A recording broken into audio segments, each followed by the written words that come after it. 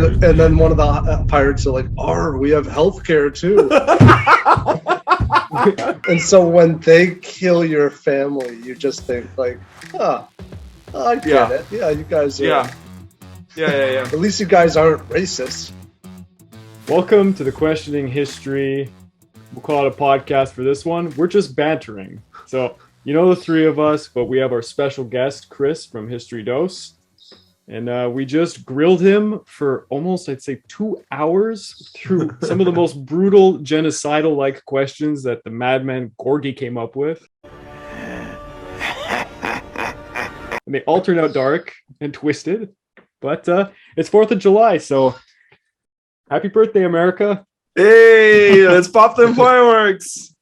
Waste the taxpayers' money. Let's go. Yeah. Later. But yeah, cheers to America. July 4th, 3 days after Canada Day.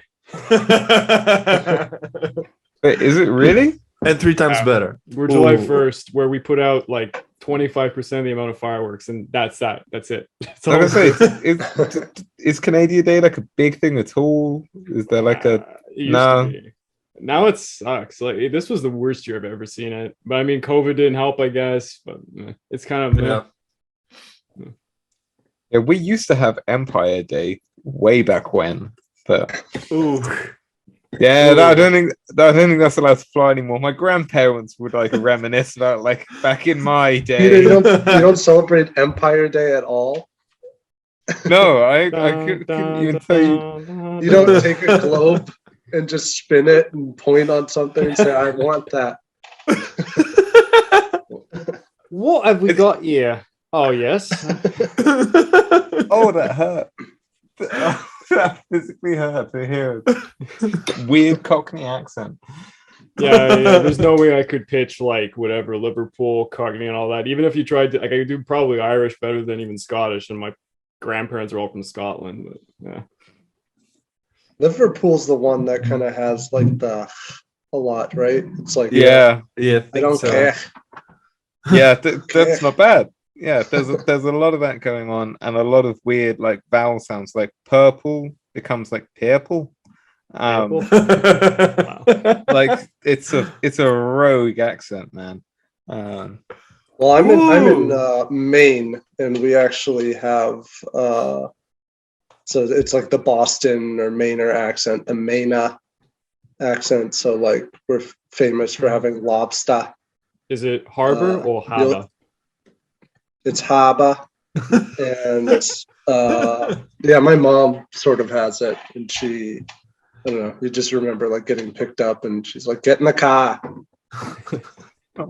or like. She said something like when she like first met my dad, who's from Wisconsin. I think he was like carrying something. She's like, "Your arms must be tired," and then and he's just like, "Arms?" She's like, "Yeah, your arms." Sounded like the Terminator. Yeah, it was tired. Yeah, but she was like, I don't know. I guess it actually is sort of a remnant of like Boston's ties to England, though. Like the non-rhotic speech, it's kind of like in Maine and Boston, they aren't using the R's either, but it's just not, it's way harder. It's not like yours is like a little bit more refined. You might, because I guess you'd say like something like "ka," but we really let the "a" go and like "ka." Yeah, and the damn "ka," Brandon. Just hit the clicker, car packs itself. It's smart. It's wicked smart. And I can pack it anywhere. How about Dorchester? Packed it. Foxborough. Packed it. The Garden? Packed it. Saugus? Packed it. Swampscott? Revere? The Harbour? yeah. I think the London accents are basically non-rhotic, although yeah, not to the same extent. Like you guys take it to a whole nother level. Yeah. But I'm a little bit sad because I kind of feel like, at least in the US, like those regional accents are kind of dying out. And I kind of blame television and the internet. Yeah. And at least in the US, it's almost perceived as like having an accent is like more, is like a lower status in a way. Like I remember, like Stephen Colbert said that he grew up with a. I think he's from like North or South Carolina, and that he had like trained it out of himself because his parents said like you sound uneducated if you talk that way. It's like if you had like a really thick Boston or New York accent or something. I don't know. People like still listen to Kennedy, and it sounds a little bit weird. It's almost like Yeah. you know. Mhm.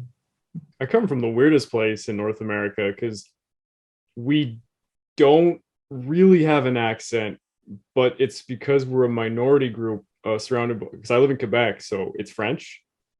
And I am an Anglophone, so I speak English as my first language, French is my second. But the only thing that differentiates us from the rest of North America is we just don't have certain words in English, so we use French words, I guess. It's the only thing I could think of. Like I don't know what? if I say things weird or not. What words do you not have a word for? The thing that bothers other Canadians who aren't French, it's like if you're gonna go eat outside, it's the terrace. What do you Right. say? You say the Why patio? wouldn't you just but why wouldn't you just say terrace? I say the terrace. So I've never said Yeah, terrace in my life. Yeah, I know, but Oh. I'm saying there is literally an English equivalent of that word. It's Oh, the you have same that word. word. Here's a good one that no one knows about Quebec. I think you call a gas station that gives you stuff a corner store. I think that's what you call it. It's like the store that just has a bunch of crap and you get gas at it. For us, it's called a dépanneur, and we call it a dep. So Yeah, but you can use the English words. We're not stopping you from using them. Yeah, No, yeah. we have What words are for some those things. other words? Like, Ah ouais, Kevin, si continue comme ça, c'est le même like is I'm trying to, because I can't think of words that maybe French is Perfume. like seeped into. perfume. Perfume is perfume. Yeah, Okay. What do you mean? No, like it's hard. It's hard to distinguish because I believe 26% of the English vocabulary comes from French. Yeah, tons of it does. Yeah. Tons of it. French Tons of it. contaminated English. Like, I mean, that's the whole thing with I Tolkien. believe you because you said 26. If you said 25, I would have just said, Yeah, it would Wait, have let me look that up. way too Wait, much. let me- That's let me so- be a such Jamie. ridiculous. if you said 26, like, oh damn, he knows. Okay. it always has bothered me. You have like, I know when someone's from New York, clearly they have the accent. You know, someone's from Boston. You know, like, well, Texans they don't have that drawl anymore. Really, like a lot of Texans speak kind of like you say normally and stuff. But you can figure out. But if someone's from Quebec, they sound just mundane. They don't really have any thing to them. I couldn't pinpoint it. If you ask somebody in Western Canada, they have like weird kooky ways of saying words. Like, Wayne, you gonna weigh in on this? Well, there's nothing better than a fart. Except kids falling off bikes, maybe. Fuck, I could watch kids fall off bikes all day. I don't give a shit about your kids. Did you say a boot? No. I was going to ask about a boot. I was going to ask about a boot. The fuss is about taking our citizens. It's about not censoring our art. It's about what's so goddamn funny? When people from like Ontario, the province beside us, say things, it's so annoying. Like they have like the weird country kind of aspect to them, and we don't say a bunch of things that they say. It's The silly. country aspect. The country bumpkins. Bless them. They're trying. Like I remember I dated a girl from Ontario, and she literally used the phrase, "Oh, that was a hoot and a holler," and I was like, "What?" And then you broke up sounds- with her. Great. Yeah. Why Immediately. did you break up? Hoot and a holler sounds fucking great. I'm going to Did she use say? that. Did she say terrace? Was that the final straw? Patio. Did she start gonna go- using? Like we're gonna go eat on the patio, and I was like, "What the fuck is a patio? I'm not my house. It's." I'll try to use that one next time I'm at the bar, though. Do you want to go for a hoot and a holler? I have a story that may be interesting for you guys. So first of all, the breakdown on the English vocabulary. So 28.3% comes from French and Old Norman. Okay, so not 26. Oh, fine. You're wrong. 28% comes from Latin for modern scientific and technological terms. 25% comes from Germanic languages, which is weird because that's the family that English belongs to. And then the biggest weird thing about English is that 5.3% of its words come from Greek. Now, that on its own is cool, but what makes it really cool That makes is sense. is this guy Xenophon Zolotas, who's a Greek. He was a Greek economist who served as the prime minister of Greece at the time, and he was invited on the to give two speeches at the in English in the International Bank of Reconstruction and Development. And he decided to give those speeches in English using only Greek terms. So it goes, I'm not going to give you the full speech, but Kyrie, I eulogize the archons of the pantheistic numismatic Thesaurus and the economical trapeza for the orthodoxy of their axioms, methods, and policies, although there is an episode of cacophony of the trapeza with Hellas. With enthusiasm, we dialogue and synagonize at the synods of our diadoms organizations in which polymorphous economic ideas and dogmas are analyzed and synthesized. These are all Greek words. Bullshit. They said what? They said and. and in Greek is kai. And comes from German. That's und. Like, got no prepositions is what he should have gone for. Yeah. Oh, made it even weirder. But the balls, the guy comes over on the International English Forum and is like, I'm just going to use Greek terms and you guys will figure it out. Yeah, but at the same time, I also kind of feel that you could get away with it. I mean, who's really going to go through it word by word? And I mean, I do now. But I mean, like, you can, and people have it, and it's spot on. Like, it's not spot on. He says "and." Okay, take away the "and" and stuff like harmonization, democratic, climate. Apparently, Greek. Basic is Greek. Okay. Yeah. Apologize is Greek. Okay. Yeah. Apologize. Yeah, but like. Huh. But this is just, you got to read into it. Like, you got to check this guy and really try to find him. All right. I'll check him. Yeah. But see, what's weird to me though is that like, how can so there was a breakdown of like Latin and French, but how the hell do you separate those two? Yeah, because like French is a romantic language. Like, it's taking loads of its words from Latin and some of its words from Germanic languages as well. Like, how do you separate what's a French word and a Latin word? A survey of Joseph Williams in Origins of the English Language of 10,000 words taken from several thousand business letters that gave this set of statistics. That has a different percentage. Now, French languageol, 41%, native English in brackets 33, Latin 15, Old Norse 2, Dutch 1, other 10. So I guess it's based on a set of words that are commonly used. I don't know exactly what they use. What I do know is that people who are into linguistics are crazy. And I believe them because they probably went some really in-depth, insane levels of scrutiny to come up with a number like that. And it's like 88.34. I mean, I'm not a linguist. I'm just saying, like, the division between French and Latin, to me, just like historically, that just seems like, I can give it a crack, but I don't know if we want to go in that rabbit hole. No, I don't want to get stuck into an etymological. Yeah, because like North French is very different than South French, and maybe that's how they did it. Please, pas ici, man. Yo, on juste parle anglais là. I hear that like French Canadian is supposed to be like closest to the old French, just like how people who speak English in Canada, America are the closest to what English used to be before the British were. High society. Downtown Abbey. Oh, well, fucked it up. Downtown Abbey. There we are. High society and all that. What it should be.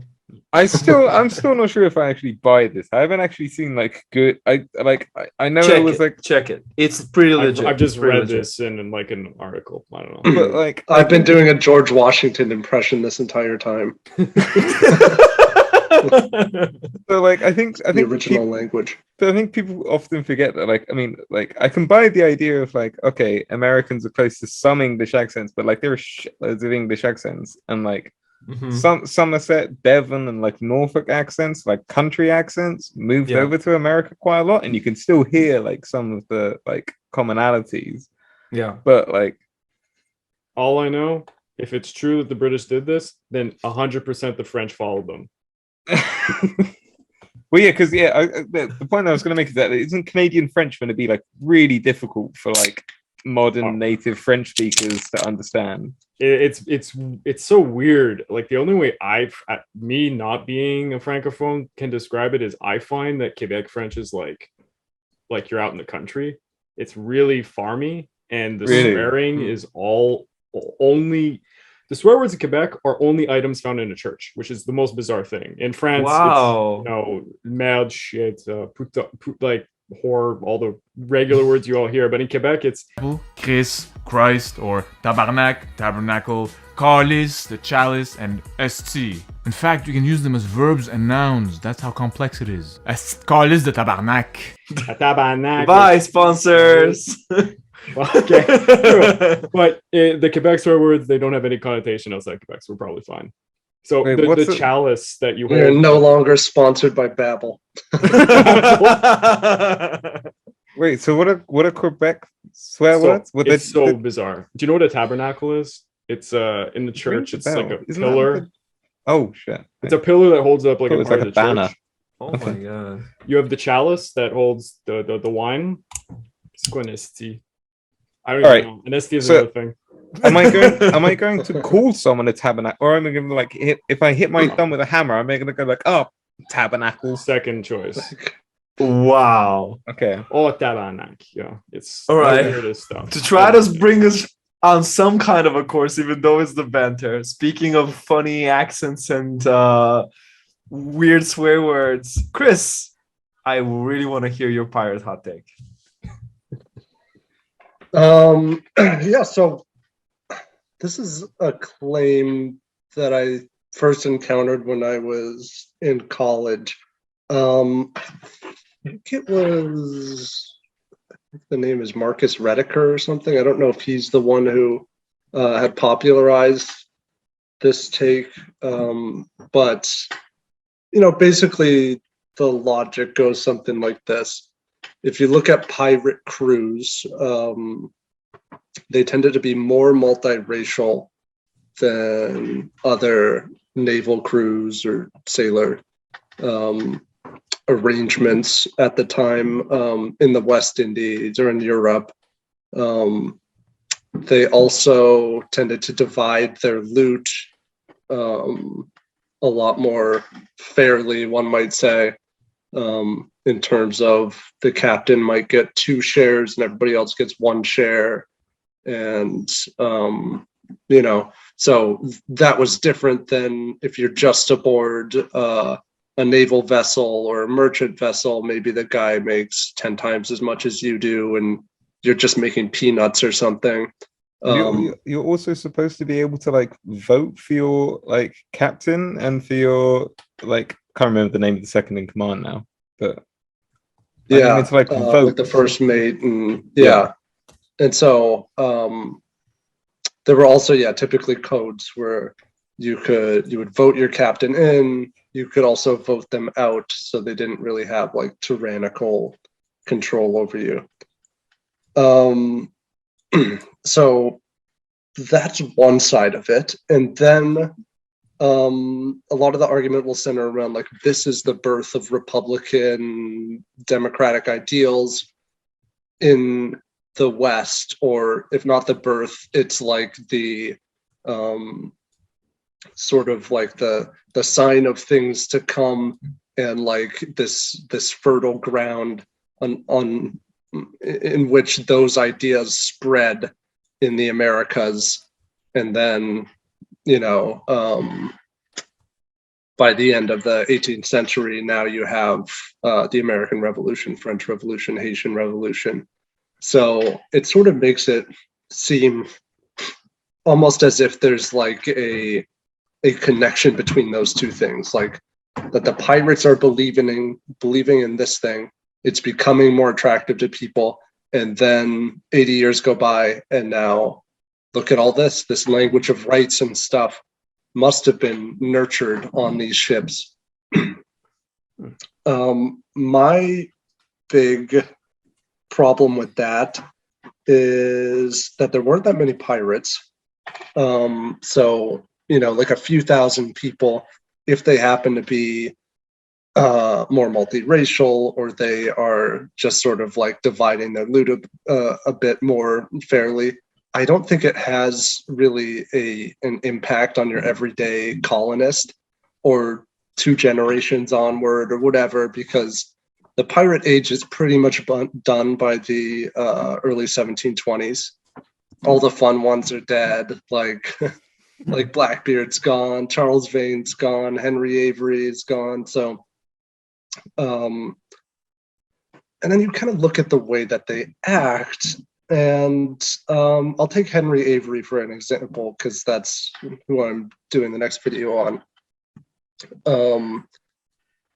So like part of the book, and some of the stuff that I'm reading, it's like he's kind of became this sort of class hero because poor person from, I think it was like Devon or something, and working your way up for meager wages on some ship, and then all of a sudden decides to take control of the ship after he's not getting paid, and then goes and loots this Mughal ship.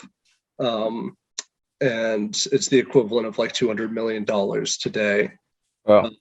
Yeah, big heist. And these sort of like cool, like Arabian, Indian coins and some Spanish reales and stuff. And actually makes off with the loot. So it sounds like this like kind of swashbuckling story. Well, aboard the ship, they kill a bunch of the people on board. They are pilgrims coming back from Mecca. They rape the women to the point where like a bunch of them like kill themselves to be spared that fate. And they kind of like, Henry Avery doesn't really do anything to stop that. And then they torture a bunch of the passengers to like go find the treasure. So that's like a pretty commonplace story for pirates. It's like they are after money and they are going to, violate the women on board or on an island that they come across or something. Yeah. If they find slaves, sometimes they'll free them and they'll be part of their crew. But sometimes if it makes sense, they're just going to sell them. Or that Henry Avery on the way to go take that ship, that Mughal ship, lures some like Africans aboard in Guinea and just captures them, and they're his slaves. And then on the way back, he goes and buys slaves. And it's like, you could say, okay, well, that's sort of like the ethos at the time. Like this is how people behaved. But it's like, I think you need to put those things in context, the way that they're dividing their loot and things like that. Basically, it's more, to me, seems like a maritime practicality. So if you are being treated unfairly on your ship and I'm pitching this new life to you, which will make you a wanted person, and if you're caught, you're probably just going to be hanged in an unfair trial, I need to make sure it's divided somewhat equally and you get a big share of it. And I also need to make sure that we don't have just sort of like that you guys are happy with the arrangement. You're not backstabbing me. So there's a little bit of voting to make that step, and to say that, none of these guys, I don't think any of them are conceiving it as, here is my human right to vote on this and my voice is being heard. And I was endowed by my creator with these rights, and these cannot be separated from me. It's more like, we don't give a shit about anybody else. We will rape and kill and torture. We're just looking for gold. And this can I step in and try to be a little bit devil's advocate here? So I think everyone agrees. You want to advocate for the devil, sure. No, I mean, no. Anyone's gonna do it. By this point, Blackbeard. But no one's arguing that they are not violent or didn't do incredibly shitty things. That's all there. And I'm not even opposing you. I just opened up an article to see what the common narrative is. And the article is called "Why Pirates Were More Woke Than You Think."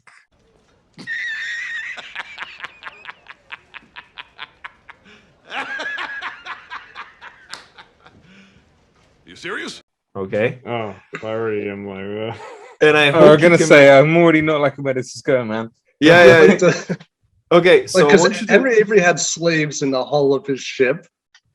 Yeah. I don't know if that's considered woke, but also, like, let's think not just about Henry, but overall. Although that's very hard to do. But here are the 5 statements. Here's the 5 reasons, right? Number 1, they supported same-sex marriage. Spending months at sea in confined quarters where women were, with a couple of notable exceptions, not permitted, some crew members inevitably grew close.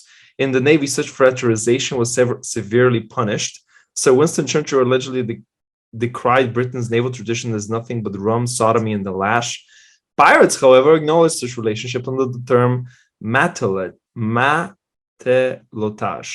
In some instances, celebrating with ceremonies and creating legal frameworks for the couple to share rights of ownership and inheritance.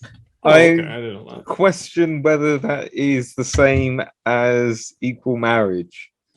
Okay, hold on. We are not saying that they are basically at the same level as the founding fathers, and we're not saying they have equal marriage then. The founding fathers have got their own problems as well. Don't get me wrong, they're great on a lot of stuff. Yeah. But it's like, if they make enough of a jump to be halfway as far as the founding fathers, then I would consider the hot take invalid because it has some credibility. And I don't know about this, but like, how did they compare to, let's say, Mediterranean pirates or other pirates in other seas, right? Japanese. But just to drill down on this, like the particular point, like, I mean, there was the people must remember that like there was a whole movement 10, 15 years ago about like the idea that like a civil partnership is not the same as equal marriage. And in the same vein, I appreciate that it might be forward thinking to have some kind of legal network which allows two people not even legal, even if it's just tolerated, that's big. Okay, yeah, I would agree with that. Even that would be big, but I think it's a stretch of the article to make it seem like they were okay with equal marriage. Like that's supported same-sex marriage.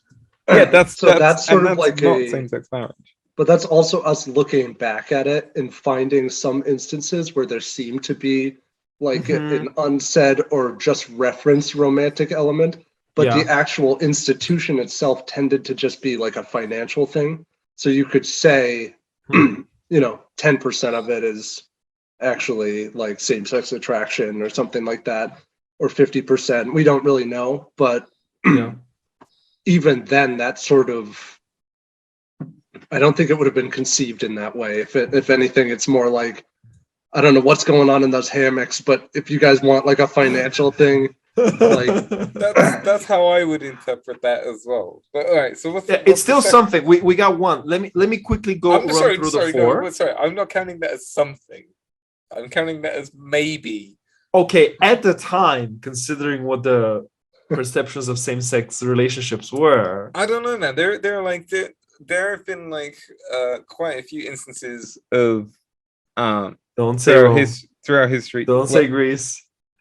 Roman Greece is completely different. Roman Greece couldn't give a flying who you're doing in the bedroom. Sorry then. What were you saying? You just kissed me. That is how men of Sparta greet one another. High fives for the women, and open mouth tongue kisses for the men.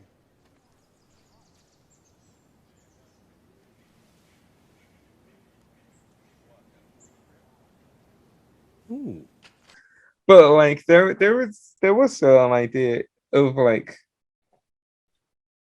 almost don't ask, don't tell type thing going on where, I mean, don't get me wrong, like homophobia has been rampant throughout a lot of history of Christianized Europe.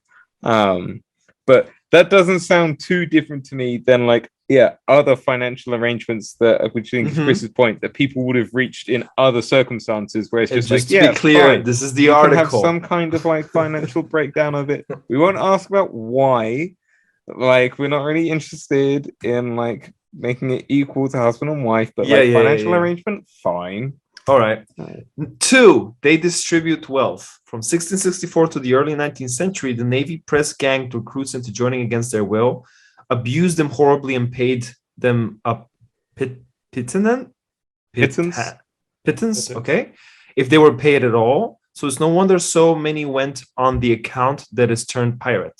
All crew received an equal share of the looted goods and money, with the exception of high value or high risk roles, such as doctors and gunners, who took twice as much, and the captain and quartermaster, who took 3 or 4 times as much. Interesting. And by the way, look at what this article is doing. This is not a bad thing to do. They're comparing the pirates at the time to the Navy at the time. Yeah, it's a fair comparison. I think Chris made a really interesting point, which I had never thought about before. of the idea of it being basically like a bribe of like, we're all kind of like in this. Don't want you guys to be like flaking on me or whatever. So why didn't the Navy do it? Because the Navy, the Navy will force just, you to join. yeah, they'll just punish you, and you have like. So it's a carrot versus the stick kind of situation. But also, if I'm pitching a lifestyle that now makes you wanted and liable to be killed, I should probably make sure there's a good amount of money behind it. Yeah, I get that. But also bounties are involved. The thing is, though, I think a lot of this comes down to here are the practical things that they did, and it's a mistake to sort of like look at some of those things and be like, okay, well, sometimes they're capturing slaves or selling slaves or raping or killing or torturing, but then sometimes look at what they're doing over here and mistake those for like a hidden ideal that they had, that they exist in juxtaposition to sort of like oppressive, tyrannical governments at the time doesn't really excuse the other things that they're doing. And I think, the second piece of this too is how much of an impact did those things have. I don't doubt that your average sailor would have been this really, really sucks. I'm not getting any money. This is, some of them essentially treated like non-paid workers or something,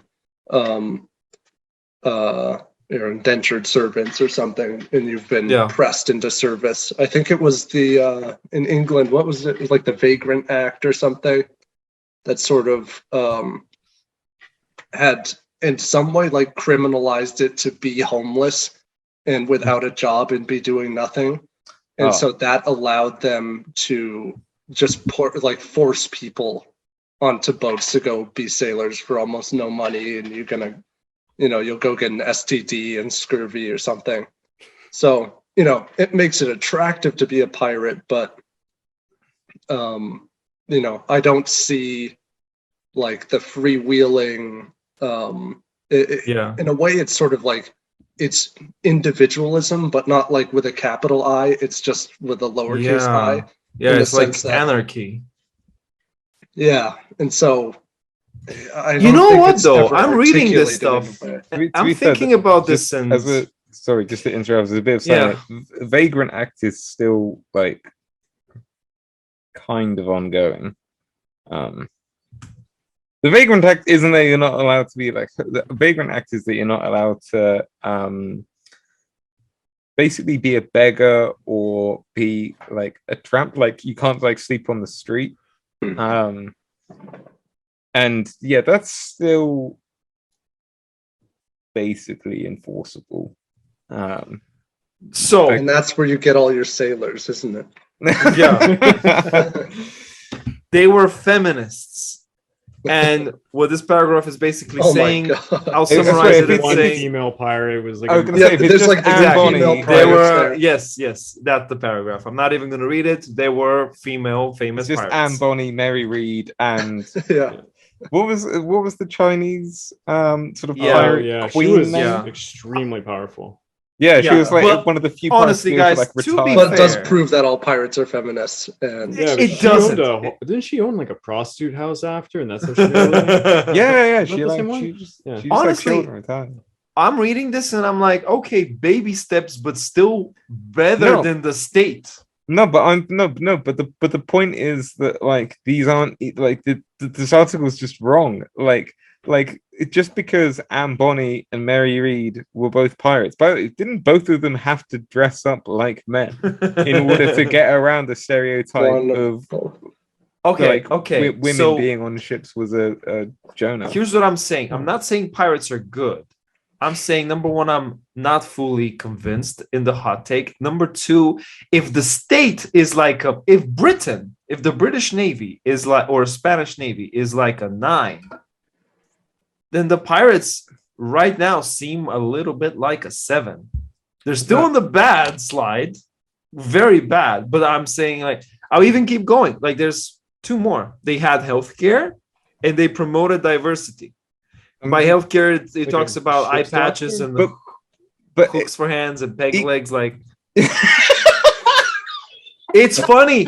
You're laughing, but it tells us a lot about how shitty the world at the time was, because the other guys didn't even have that.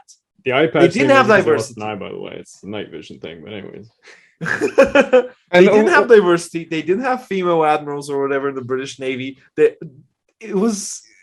Yeah, we've come a long way, guys. But all of this is, I mean, like Chris's overall statement applies to all these things. The idea that like just because it happened in a minority of cases doesn't mean that it can be just like applied broadly as therefore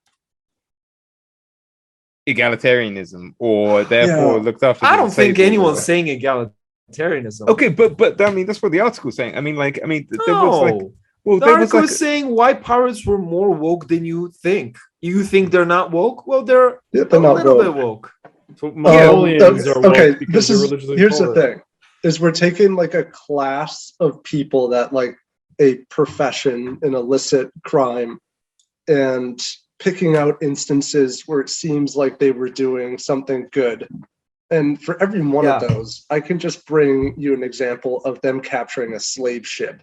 And, like killing some of the slaves or selling them off. You're right. These freewheeling like Captain Morgan, Henry Morgan, taking it to the Spanish. He tortures an entire town and burns it down, and then he lives the rest of his life with like a slave plantation. So basically it's kind of like I don't really think they're exceptional for the time. I'd seen, I think when I was doing some research into Sir Francis Drake, one of like his first raids on the Spanish Main was sort of like intercepting this whole like shipment of gold and silver. Yeah. And he's leading it with like pirates, but also some like local freed runaway slaves and stuff. And it's like, I had seen something like, man, like I thought I saw something online saying like he actually had like a multiracial crew there, which like he didn't share the loot with them and also had slaves himself. And it's just like, I think there are certain instances that we just look and just say, okay, well, it seems like somebody on a pirate crew here did something we like. But I actually think even in those cases, it tended to be more of a practicality. If you're freeing the slave and letting them come aboard your crew, it's because you're looking out for like filling up your crew with. I get what you're saying, guys. And what you say makes a lot of sense if you talk to someone who the only perception they have of pirates is Pirates of the Caribbean, and he played Black Flag, right? Let me have a punt. That's tricky. Let me have a punt at trying to argue. I just want to read the final thing because it's interesting. Historian Mr. Kenneth Kincourt declares, quote, "The deck of a pirate ship was the most empowering place for blacks within the 18th century white man's world. Freed slaves were paid to join pirate crews, which were on average a third non-white. In 1718, the year he was killed, Blackbeard's crew was 60% black." Aye, Chief Diversity Officer. Wow. That's such a horrifically niche like thing to be trying to specify. But imagine you're black though in this world. Okay. What would you rather have? Okay, yeah, no, I would agree with that. But where would you rather be? On the field or imagine your ship is getting stolen and your wife is getting tortured and you just look around and you're like, wow, this is like really multiracial. It seems like they've really gone all out on the diversity for this. And I see opportunity here. and then one of the pirates are like, we have healthcare too. We have a real mobile ladder. You can go up. Plan is amazing. And so when they kill your family, you just think like, I get it. Yeah, you guys are. Yeah. At least you guys aren't racist. It's a funny thing to say, and it's like kind of true though. The world is so weird at that time. The world truly needs to be so bad that pirates have a little bit of a good in them, despite all those things that they're doing. I think it's kind of like the cartels, though, where they're kind of like they'll support the local town or just support some things that are sort of like populist in a way because the government's corrupt. But it's from an outsider perspective, you're never going to look at a cartel and be like, "There you go." I think I might have an argument. I think I might have an argument against the hot take. Firstly, by the way, Drake still kind of considered like national hero. They were like when I was in school, my house was named after Drake. Like you know how like in Hogwarts there's like Hufflepuff and Ravenclaw and da da da da da. Yeah, Drake was one of ours. I was in Drake. But like it's a privateer, it's legitimate.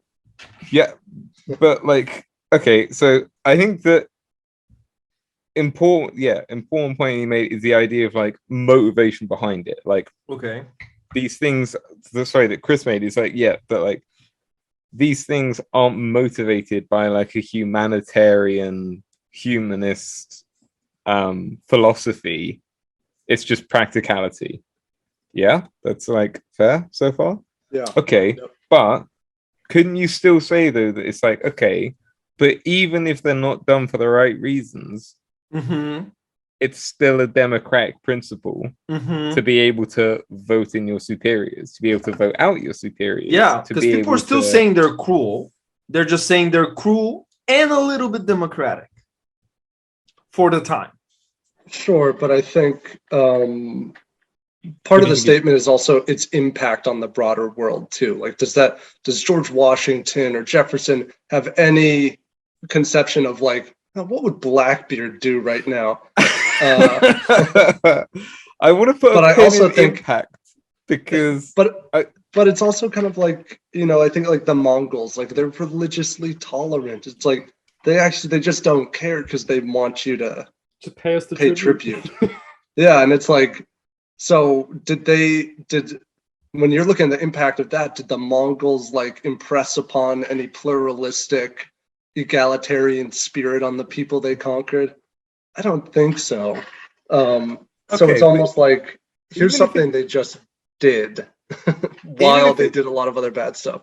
Even if it didn't impact your Washingtons and like Jeffersons and Adams of the world, could an argument be made that it maybe affected the everyman in a way?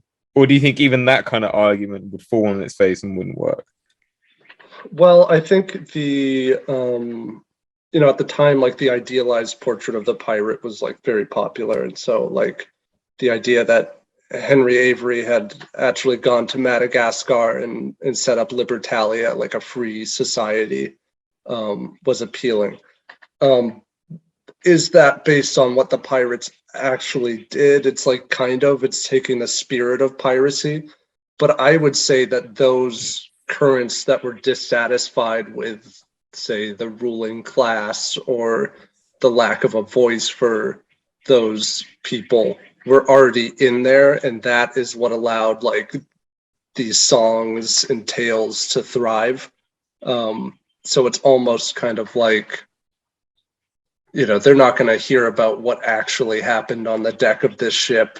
And a lot of people really looked up to pirates at the time. They thought it was kind of cool, but so I don't think it would have necessarily primed them for those, for that kind of thinking. But I do think the same forces that led to piracy were the same ones that that motivated people to really clamber for democracy, republicanism later on. I want to bring you a step back and settle this Mongol thing once and for all, because I really disagree with what you just said. So let's break this down. You're saying that just because the Mongols let you have your own religion, all cute, that's something like you're minimalizing that because of some other things you did. But I believe that it's all about context. And I'll name your pick. Name Spain, name England, name France. These are states that also had heavy taxes. You can call them tributes, you can call them taxes, essentially the same thing. And they oppressed their peasants. They're not the same thing. Really? Well, they're not. Oh, I mean, you get my idea, right? You're just nitpicking. So both states are exerting something from their subjects. But whereas the Mongols are letting you have any religion, sect, and whatever you want to believe in, that's fine.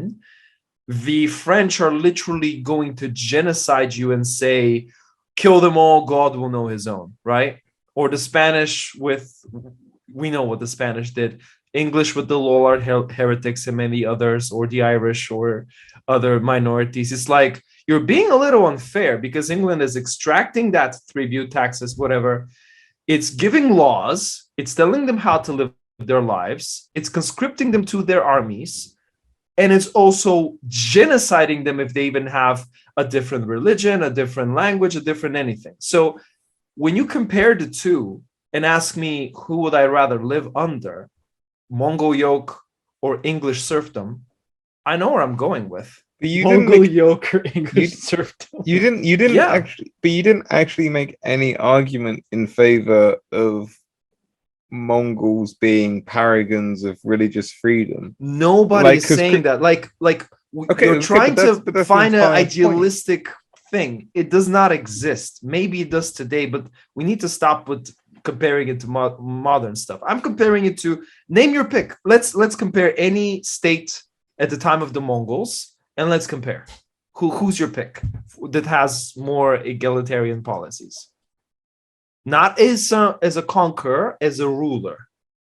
No, I mean, I think you'd probably be on good footing for saying that, like, for the time, Mongolia had more egalitarian politics. But the point that Chris is making is that it's not true egalitarianism, at least so far as I understand it. The point that Chris is making is that it's not true egalitarianism because it's not motivated by ideas of equality.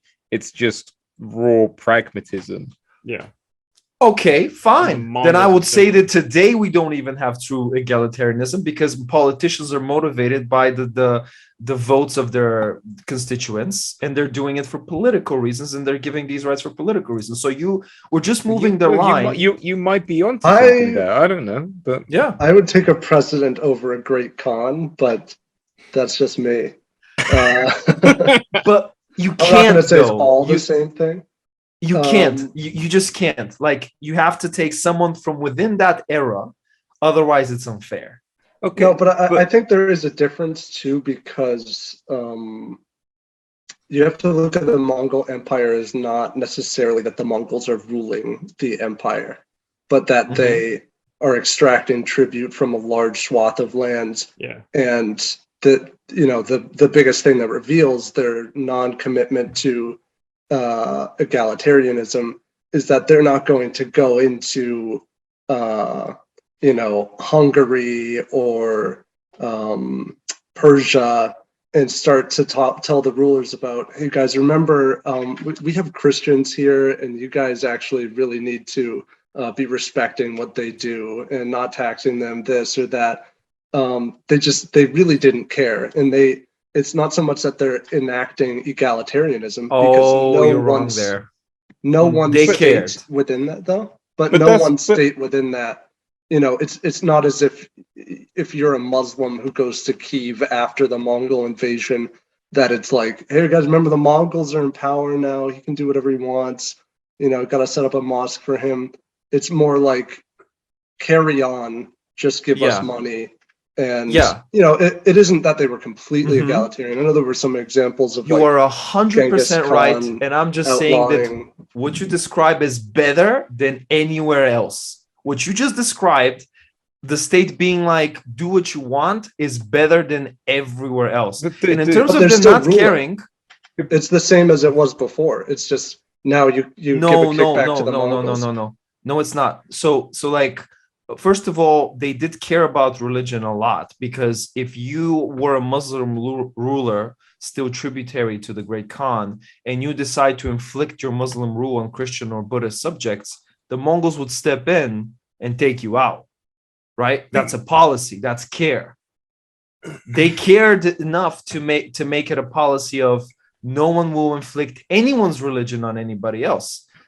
Number one. Number two, again, I think we're judging a state with modern ideas in mind. But you're making a false comparison by trying to compare like a tributary khanate to feudal monarchy. Oh yeah, and I was about to Like get to that. What does a feudal monarchy do for you? What does the state? What's the main things that the state does? Not a lot. The whole idea of feudal monarchy is that if like the power is with the monarch, effectively the country exists to fuel the monarch. The monarch is appointed by God, rules through the divine right of kings. Yeah. They have ultimate authority. The country... Same with the Khan. I would say that the medieval state's main job was everything to do with the military, defense, right? Defense spending or protection.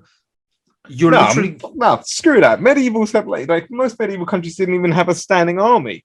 Okay, sure. The Mongols did. So you're 1 point up for the Mongols because they will protect you if trouble comes in. What? You were just going to argue that from the opposite side? What? You were just going to argue from the opposite side before. No, I wasn't. No. The Mongols enforced peace. I'm going to quote that one. Dude, no. Why is Russia Russia? Because they enforce prince between all these princes. I mean, they would step in at certain times, but there's still, I mean, like when I did mine sort of on the Kievan Rus and the Mongol invasion of that, it's like they take over and I'm just like, wait, these princes are still fighting each other? And I'm like, yeah, they just went back to normal. They pay like a tribute to the Khan and tell him he's the best ruler in the world. And then they go back. It's like, if you're a peasant, it's like, people talk about like Pax Mongolica. There's still like wars happening within there. History's going on. It's just no one's going to like claim these countries 100% for themselves, and there aren't like the enormous wars. It's not like the Mongols comes back. Sorry. It's not like the Mongols are sweeping through, bringing egalitarianism wherever they go. Nobody is saying that. Nobody's saying that. Okay, but so they're not really changing anything. Yeah, if you're a prince, and you're being very extreme. It's either like you're dealing in absolutes here. Only a Sith deals in absolutes. I will do what I must. Because at one moment, and I'm saying this to Pete, not you, Chris, because like part of you is trying to put the Mongols on a pedestal of near ultimate evil. These genocidal maniacs who didn't care. Not at all. Not trying to do that at all. Oh, okay. It's just like, to me, there's a lot worse states out there, a lot more oppressive states. The Mongols are. The only thing that I'm thinking of, though, is for your average person, if you live in Kyiv or wherever, how much does your life change if you? It's a really good question. When the Mongols take over, but you still have the same prince, or you still have a local prince, or you live in Syria or something. I don't think the new prince, when he comes to power, is going to be any more lax on you questioning him for this or that. And I don't think the Mongols care if you execute some of their people or you're persecuting some religion, as long as it doesn't swell to the point where it's messing with the stabilization or the stability of the empire. What's the Which some may argue that it's some level of autonomy and delegation that they do that some states do. Not for the people, though. It's for the ruler there. What is your established cutoff point for the Mongols? Up to what point? 13th century? 14th? Georgi, I assume this is who's this directed at? Because if you're looking for someone during their time period that has it better, North American natives.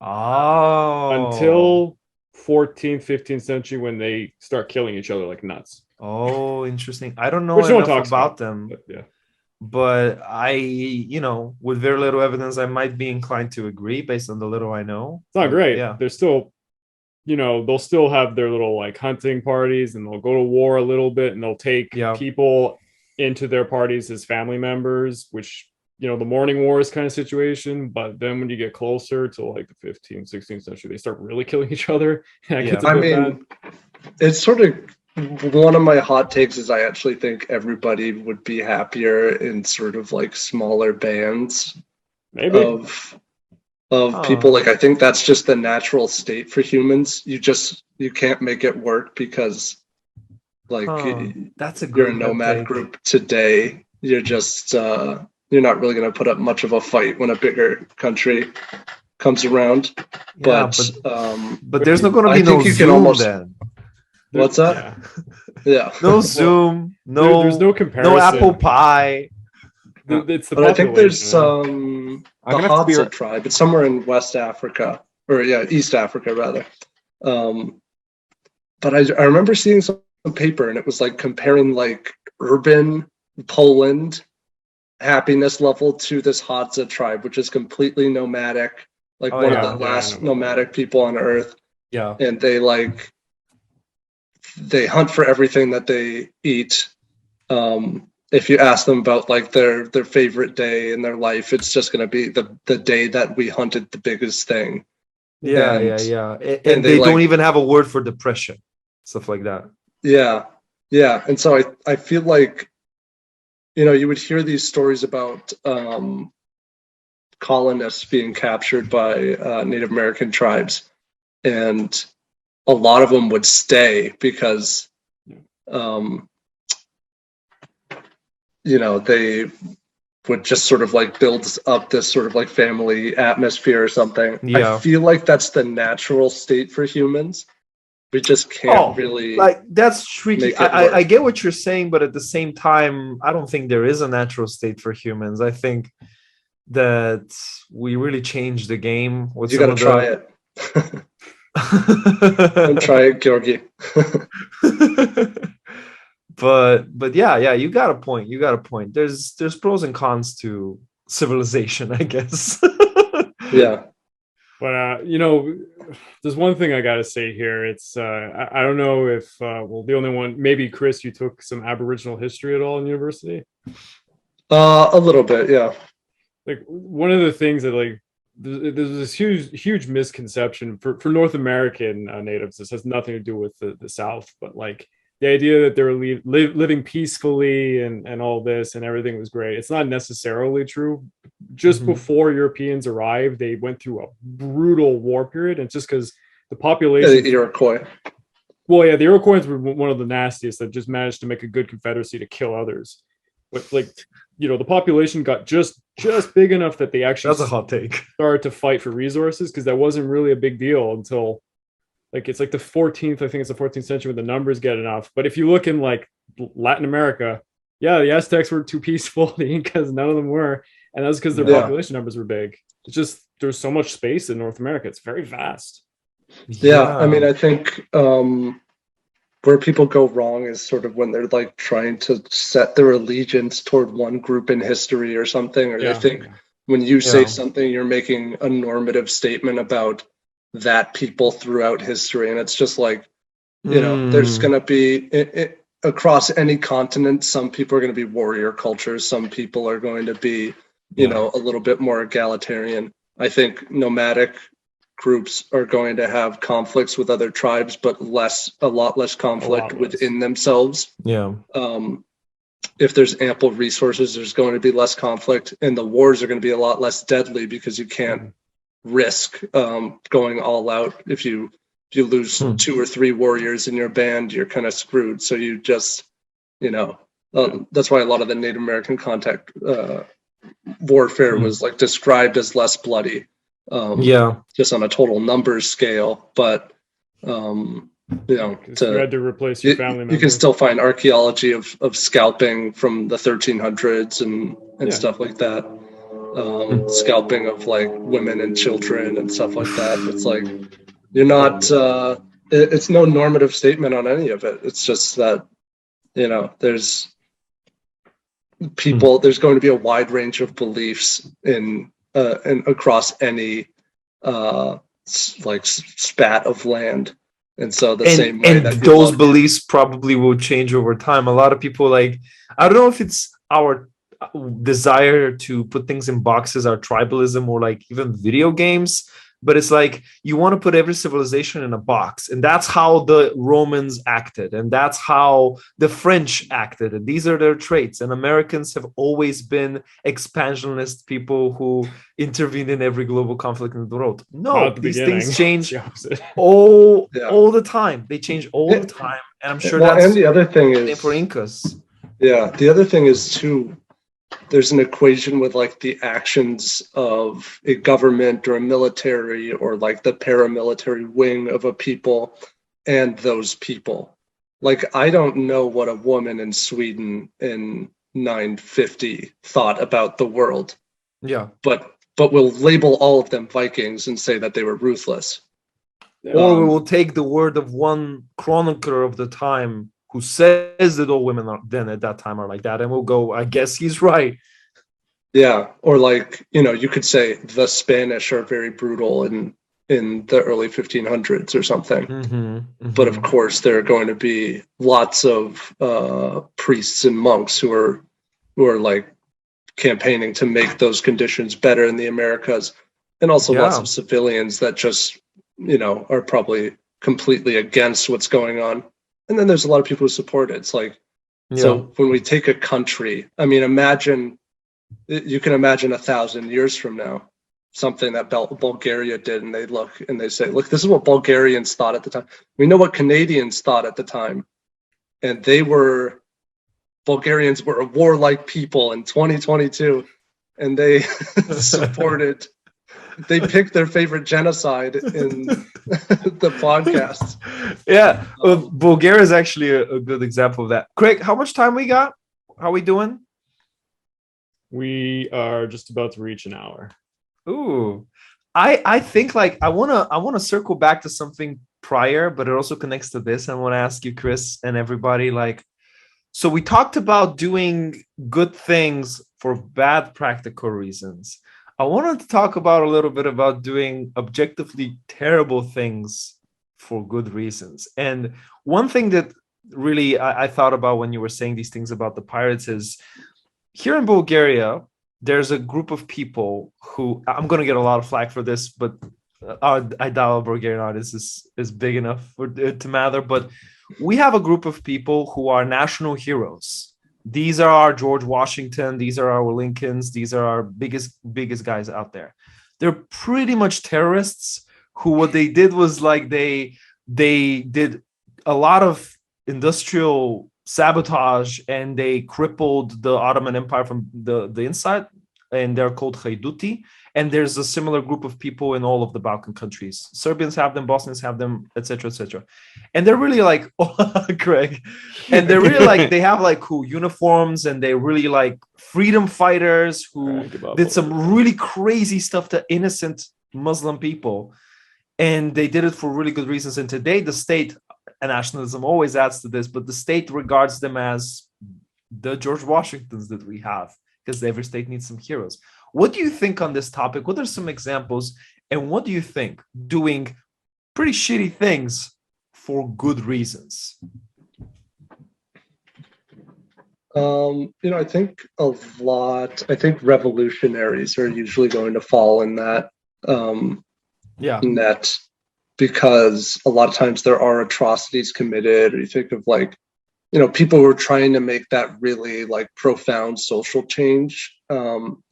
And then we feel kind of weird about them, like John Brown. What do you think of John Brown? He is like a crazy religious extremist who kills innocents in order to fight against slavery. With lots of these revolutions, you can kind of see there are going to be some like really messed up things that you overlook. Or in the context of a broader war, we think of, like the bombing of Dresden or something, an objectively horrible thing. In the context of a war that was, taking down a genocidal country.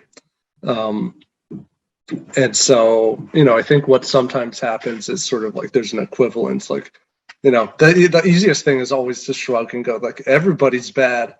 But I think, I don't know. It's always interesting. It's almost like you're kind of thankful that some of those things happened to create the world you have today. Yeah. But you don't want to be the person with blood on your hands. You don't want to be the one to do it. But yeah. I got a messy one. Go. Toussaint Louverture, the guy who led the Haitian Revolution. If you know, like, you have to go like a little bit more in depth about what happened, but he had a lot of slaves too, right? It's messy. There was plantation owners all over, Domingo, and like, yes, many were terrible people, but a lot were innocent victims and civilians that ended up getting killed by, not necessarily under his orders or anything, but like the movement. And a lot of terrible bad things happened, perpetrated on all sides. But the movement was a good thing because literally, like, they were just fighting for equality during a time when the French were saying, equality amongst men, and like the Haiti even went to France and did all that whole thing. But it was messy, so they had to do a lot of terrible things for their cause. A lot of revolutions are like that. Look at any revolution in Latin America; they're all really bloody and horrifying. All of the revolutions everywhere. Yeah, these guys I was talking about, the Bulgarian desire for independence from the Ottoman Empire, the French revolutionaries, maybe we can, like, they did some horrible stuff. Jacobins and stuff. It's horrible. Just a few thousand heads. They got excited. They got really excited. Is there lost their heads? Is there a revolution that was peaceful and accomplished a lot? Does every revolution have to have a lot of blood? You'll be getting into cultural revolutions. Is it the Glorious Revolution or something? In England. Was that bloodless? To be fair, the Glorious Revolution is kind of one of those things where it's not really glorious, not really a revolution. The May 4th movement. It's a few people got killed, but it was protesters getting like beat up. But it was kind of bloodless a little bit. But like, and I think also, like, doesn't the Glorious Revolution eventually lead to like the Battle of the Boyne? I think. Either way, like, it's like Glorious Revolution is just when like Parliament invites a monarchy to a different monarchy to the UK. Like, instead of having James II, Parliament asks William of Orange and Queen Anne to like come over and take over, which they do. But like, it got sold as being like the Glorious Revolution. Some good marketing in there. How much people in there is debatable. But I mean, really, but like, I want us to come up with something really good. But you're getting into the area of like moral philosophers rather than historians. I mean, I feel that. Like, the idea of what's wrong and what's right will change depending on which side of that equation you fall on. If you happen to be lucky enough to benefit from it, you probably think that it's right. If you're unfortunate enough, Georgi is a huge supporter of the Mongol revolution. The glorious Mongol revolution. Pirates and Mongols. It's weird because like, I admire the Mongols immensely, and they were, even if it's for practical reasons, they were a little bit better than those around them. But they did sack Baghdad brutally and set humanity back, or at least that region of humanity. So it's like, would we be living in a better world if not the Mongols? Be a lot more people. I thought about this, and it's like, is the Black Death inevitable? Because if it is, and if it happened a little bit later on, then the death toll will be much higher. The world was going to globalize anyway. Yeah, but I mean that's maritime. Like it came from Asia into the Mediterranean. So I don't. Yeah, but yeah, I guess if there was more people living, It was gonna happen. Like, yeah. Sorry, what is great? Was a global pandemic at some point inevitable? Are you talking about COVID now, Georgi? Because Oh, like No. But I'm the talking answer- about we're not talking about COVID. I'm talking about the Yersinia pestis. I'm talking about the Black Death. okay, That thing, wow. But can we just substitute, like, if it wasn't the Black Death, like, is the argument, would at some point there have been some mass disease which would have wiped out like a third of Europe? Or specifically the Black Death? I'm I very wanna much do a thinking video on about that the now. Americas. Like the Americas were gonna die out Oh, and the be Columbian decimated. exchange. Yeah, that was gonna happen. That was gonna happen, right? And okay, to get a sense, I might this idea might be wrong, and Yersinia pestis might have not happened the way it did with the Mongol era. But humor me this example for a moment. And the Americas, right? Let's say, going back to Chris and his debate, let's say Columbus doesn't happen, right? Let's say he dies on his voyage, and let's say for some, I don't know what reason, but no Portuguese and no other explorer even reaches that. They find India and they go, hey, nice, we got a trip to India. No need to circumvent the world. No need to take that voyage. Let's spend the next 200 years staying in the Eastern Hemisphere, right? Seems like it would be hard to like get to India and not run into the Americas.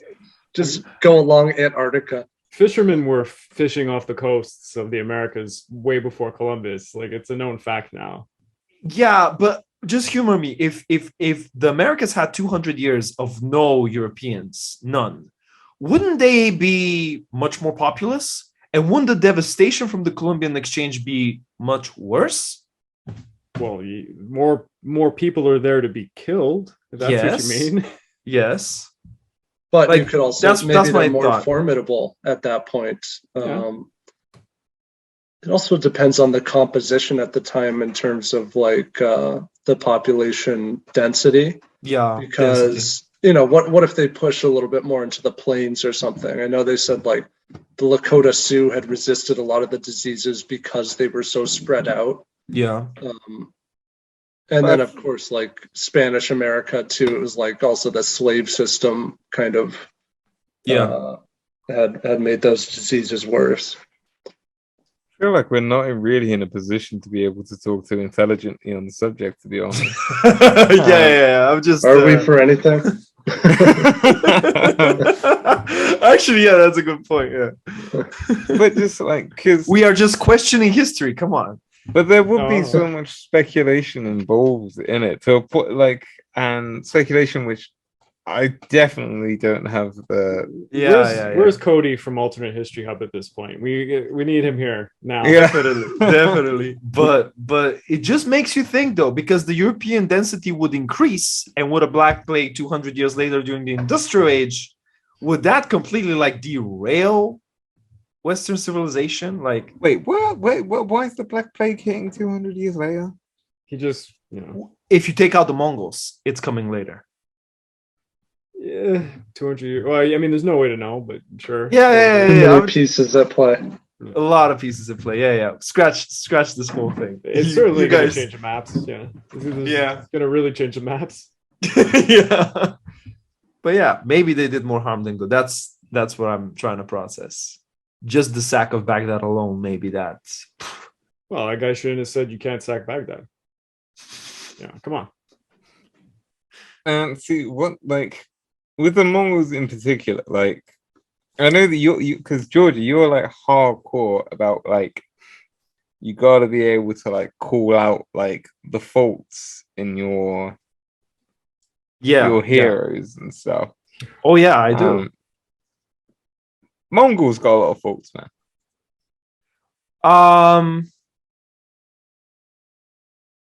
There's a lot of things that the Mongols did where you'd be like, that's not okay. Like what? Making a pyramid of skulls. Like, other people did that. Other people did that all the time. Okay, but that's literally just whataboutism. It's said like you if someone was doing it, you still wouldn't just be like, It's all right. They're doing it down there. You'd still be ears. Yeah, you'd still be like, that's not cool. Yeah, but like, but they're famous and they get. It's like you wouldn't probably know that the Seljuk did that, right? Most people would know that the Seljuks make pyramids of skulls. No. See, no, because the Mongols are famous and they get all the blame, and people think they're the only ones doing that. They do get a lot. But they cultivated that too. They were purposely extremely brutal. But you're also genocidal. Which is true. But you're also just straw manning me. I'm not saying that like the Mongols are like no, that's terrible. That is terrible. That is terrible. The Nazis were. It's kind of bad. So bad. I know. Again, Pyramid of Skulls is terrible. Only bold statements on this channel. Right? Making pyramids of skulls is not okay, guys. Yeah, but the Pony Express though, the Pony Express was really cool. I'm not denying that the Mongols did cool shit. The Pony Express was awesome. Yes, the Silk Road was amazing. Yeah, Marco Polo had a good time. Yeah, not the average experience of most people who go to. No. I am calling them out. They did some horrible stuff, but what I'm doing is I'm focusing on the stuff that's unusual. And for me, from what I know, the pyramids of skulls were usual. And it sucks that that's the fact. That's the historic fact. And you can sit there and say, oh, but that's bad. I am saying that's bad. And most other cultures did it. Did most? I think they were still pretty unique. Now, I most don't nomadic think cultures. But I don't think they would, if they hadn't done it on such a grand scale, it wouldn't be getting so much attention. But exactly, yeah. They probably were not that different than the Mongol tribes that they had scattered before uniting.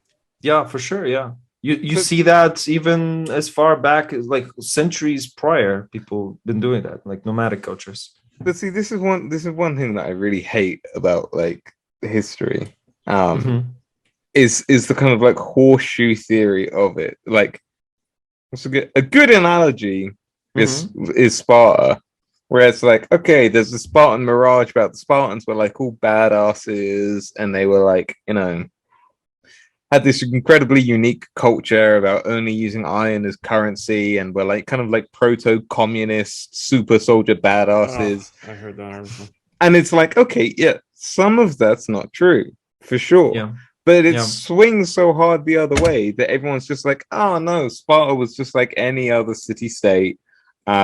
Nothing was unique about it. They weren't militarily impressive. And that's also not true. And it seems to me that the Mongols fall into a similar camp where it's like, okay, I understand that in the past that they've been like hard labeled on one side as just being ultimate monsters and just terrible in everything. But it seems to me that now you in particular are sort of swinging the other way where it's like, no, everything was great. No, I'm not saying everything is great. No. Here's my logic. I hope this makes a little bit of sense. It's like I am taking everything about the Mongols and I'm extracting the things that are typical for the nomadic people throughout the centuries, because I want to find out what's special about them, right? And I'm extracting those things which I unequivocally say are terrible.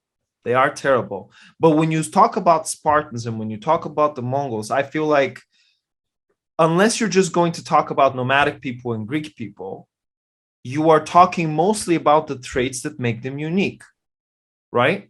That's a bias.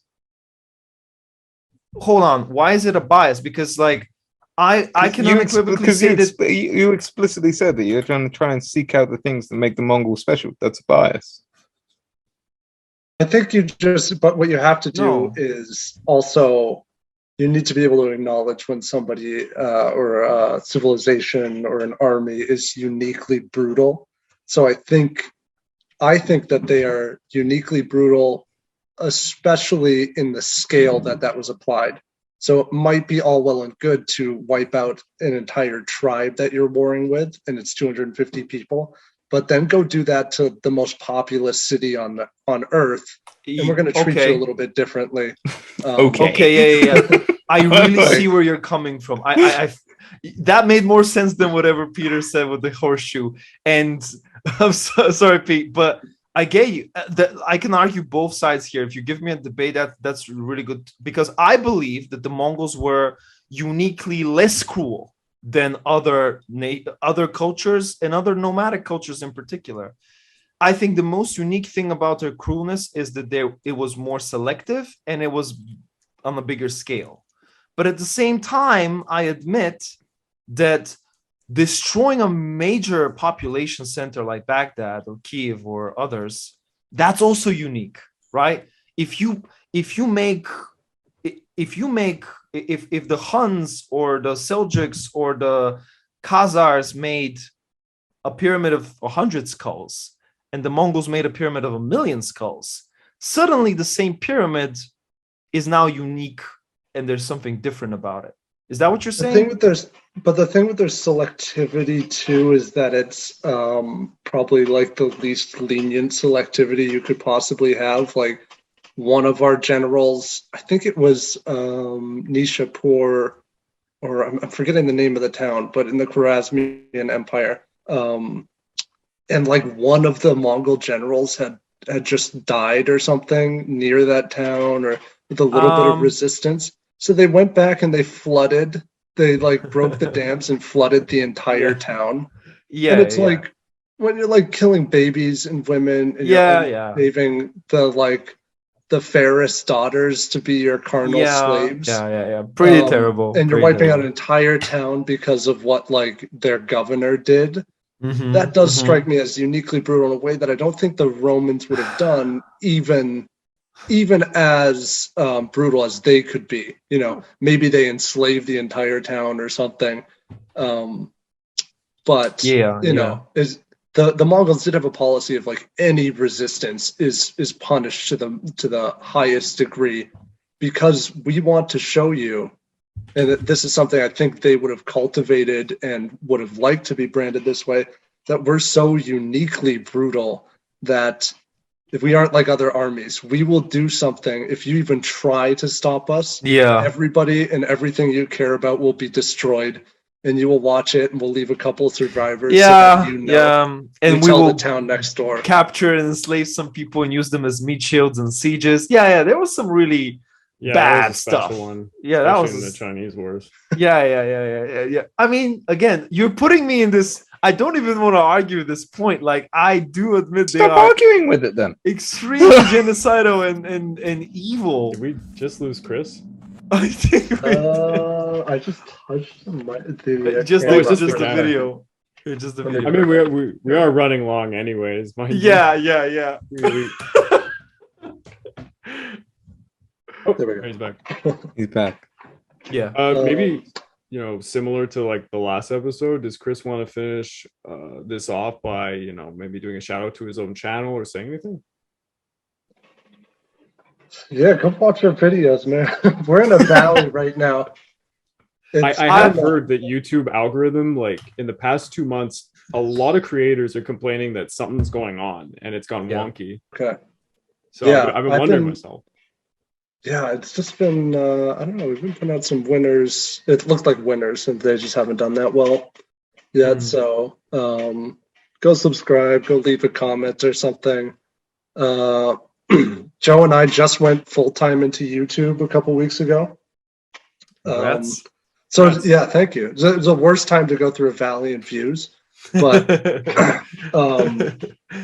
it means that we're going to be producing a lot more content. So when before it was sort of like once a month, sometimes it'd take a little bit longer because we had full-time jobs. It might be like one every 2 months. It's going to be at least 2 per month, maybe 3. Nice. Once we can get it going, but it's really fun because Joe and I are so obsessive about making something, you know, work on the story level and the art and the music.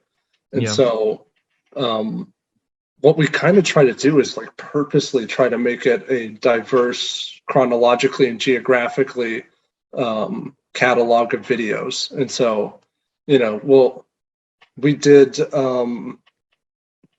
Mongols right before we did a mafia one, and it's like that.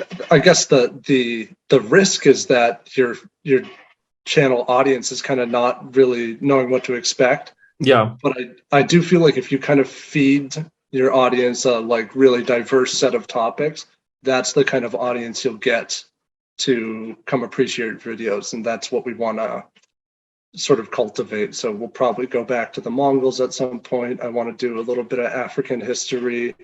Nice. In the coming months, we'll have pirates.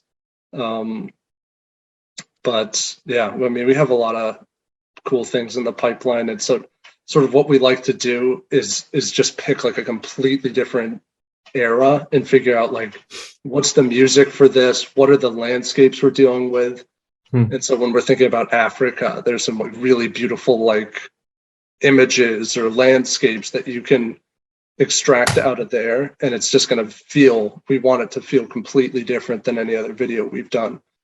We did do one on pirates before, but that's like our second video ever, and it really sucks. So this is our comeback. That's good, man. And now I need to incorporate all that I learned about how woke pirates are. And it's gonna be like a ship with like a pride flag on it. Why pirates were feminists? And listen, guys, I think throughout this whole show, I've proven to be a massive hardcore Mongol fanboy. And listen to these words. I've watched all of his Mongol videos, and they are fantastic. I sign off on them. They're really good. They really give you the atmosphere. So please check them out and check the rest of his stuff out. It's really atmospheric, cinematic, and you will see something different there. Thank you. All right, boys. All right. This has been a lot of fun. Thank you so much, Chris, for spending your 4th of July with us. I hope you have a happy celebration. I spent 4th of July with people to whom 4th of July means nothing. Well, I don't know, Canada is Peter special. means the loss of empire. Craig hates George Washington. Georgi really couldn't be bothered. What? No. What? Oh, no. Georgi is somebody who says that the assassination of President Lincoln didn't matter. Chris, pick that choice for me. No, he said it didn't matter. He said he didn't matter. You did argue. You argued that case. Thanks for that. So today I alienated the Bulgarians, the French, all the groups. Yeah. You're only pro-Mongol. It's so true. Oh man. Well, all right. See you next time. Thank you, guys. Let me know what goes up. Absolutely.